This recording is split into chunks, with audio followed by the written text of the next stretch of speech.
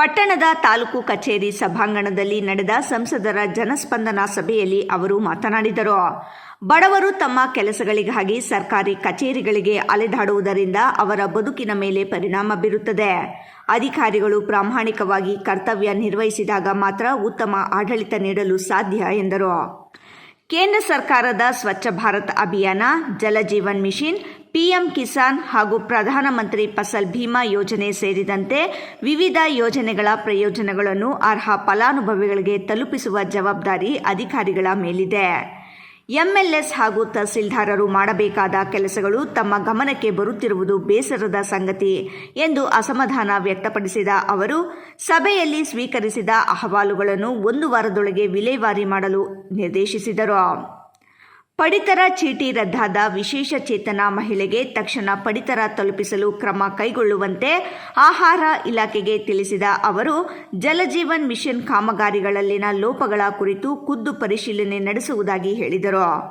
ಪೊಲೀಸರು ಯಾವುದೇ ಕಾರಣಕ್ಕೂ ಸುಳ್ಳು ದಾಖಲೆಗಳನ್ನು ಸ್ಪಷ್ಟಿಸದೆ ಕಾನೂನುಬದ್ಧವಾಗಿ ಕರ್ತವ್ಯ ನಿರ್ವಹಿಸಬೇಕು ಹಾಗೂ ರೈತರ ಪರವಾಗಿ ವಿಮಾ ಮೊತ್ತ ಪಾವತಿಸುವ ಕಾರ್ಯಕ್ರಮಗಳನ್ನು ಪಕ್ಷದ ಮುಖಂಡರು ಕೈಗೊಳ್ಳಬೇಕು ಎಂದು ಸಲಹೆ ನೀಡಿದರು. ನಾನು ಒಬ್ಬ ಸಂಸತ್ ಸದಸ್ಯನಾಗಿ ನಮ್ಮ ಕೇಂದ್ರ ಸರ್ಕಾರದ ಯೋಜನೆಗಳ ಬಗ್ಗೆ ಅವರಿಗೆ ಬೆಳಕು ಚೆಲ್ಲಬೇಕು ಮತ್ತು ಅವ್ರಿಗೆ ಏನಾದರೂ ಅಡೆತಡೆಗಳು ಇದ್ದರೆ ಕೇಂದ್ರ ಸರ್ಕಾರದ ಯೋಜನೆಗಳು ಅನುಷ್ಠಾನ ಆಗೋದರಲ್ಲಿ ಅಂಥದ್ರ ಬಗ್ಗೆ ನಾನು ಕೇಳಲಿಕ್ಕೆ ಬಂದಿದ್ದೆ. ಅವರು ಅದಕ್ಕಿಂತ ಹೆಚ್ಚಾಗಿ ಇವತ್ತು ಕಂದಾಯ ಇಲಾಖೆಯಲ್ಲಿ ಇವತ್ತು ಗ್ರಾಮೀಣ ಅಭಿವೃದ್ಧಿ ಪಂಚಾಯತ್ ರಾಜ್ ಇಲಾಖೆಯ ಅಧಿಕಾರಿಗಳು, ಬೆಸ್ಕಾಮು ಮತ್ತು ವಿಶೇಷವಾಗಿ ಆಹಾರ ಮತ್ತು ನಾಗರಿಕ ಪೂರೈಕೆಯ ಇಲಾಖೆ ಇದರ ಬಗ್ಗೆ ಹೆಚ್ಚಿನ ಒಂದು ಅರ್ಜಿಗಳನ್ನು ಕೊಟ್ಟಿದ್ದಾರೆ. ಪಾಪ ಬದುಕಿರೋರನ್ನು ಕೂಡ ಈ ಸರ್ಕಾರದಲ್ಲಿ ಅವರಿಗೆ ಸಾವಾಗಿದೆ ಅಂತೇಳಿ ಅವ್ರಿಗೆ BPL ಕಾರ್ಡು ತೆಗೆದುಬಿಟ್ಟಿದ್ದಾರೆ, ಎಲ್ಲ ಯೋಜನೆಗಳಿಂದ ತೆಗೆದುಬಿಟ್ಟಿದ್ದಾರೆ. ಹಾಗೆ 1 ವರ್ಷದಿಂದ ಸತತವಾಗಿ 2 ವರ್ಷದಿಂದ ಬೆಂಗಳೂರಿಗೂ ಹೋಗಿದ್ದಾಳೆ. ನಾನು ಬದುಕಿದ್ದೀನಪ್ಪ, ನನಗೆ ಕಾರ್ಡ್ ಮಾಡಿಸ್ಕೊಳ್ಳಿ ಅಂದರೂ ಕೂಡ ಮಾಡಿಸ್ಕೊಡ್ದಿರೋ ಅನ್ನೋಂಥ ಪರಿಸ್ಥಿತಿ ಇದೆ ಈ ಸರ್ಕಾರ.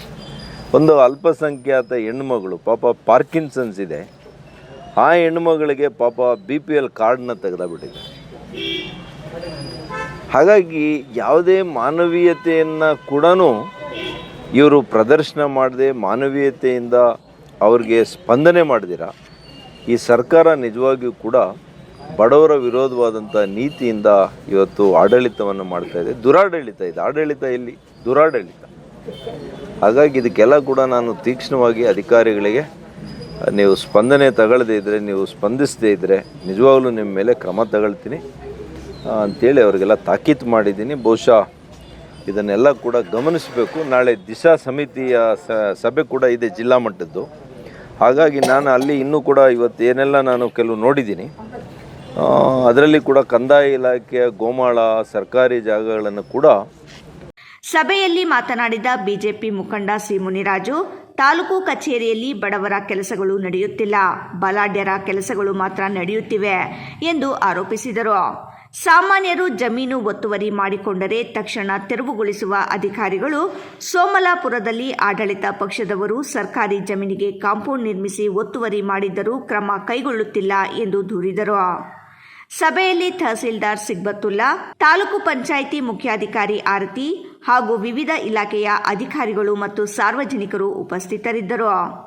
ಮಹೇಶ್, ರಾಯಲ್ಸ್ ಕನ್ನಡ, ಗುಡಿಬಂಡೆ.